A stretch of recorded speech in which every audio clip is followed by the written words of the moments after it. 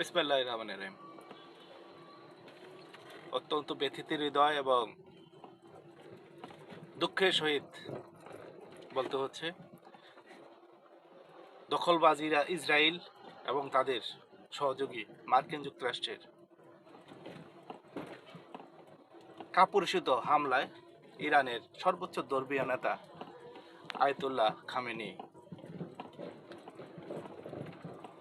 নাতনি, মেয়ে জামাই সহ নিহত হয়েছে। ইন্না লিল্লাহি ওয়া ইন্না ইলাইহি রাজিউন। মুসলিম বিশ্বের অন্যতম শীর্ষ এই নেতৃত্ব মুসলিম বিশ্বের পক্ষে দৃঢ় কণ্ঠে কথা বলার মতো নেতৃত্ব আজ পৃথিবী থেকে হারিয়ে গেল। যদি মুসলিম বিশ্ব আজ একতাবদ্ধ থাকতে পারত, মুসলিম বিশ্ব যদি নিজেদের সক্ষমতা নিজেরা ধরে রাখতে পারত, নিজেদের মধ্যে যদি দ্বন্দ্ব নিরসন করে একতাবদ্ধ থাকতে পারত, এই ধরনের ঘটনা এইভাবে হয়তো করতো না।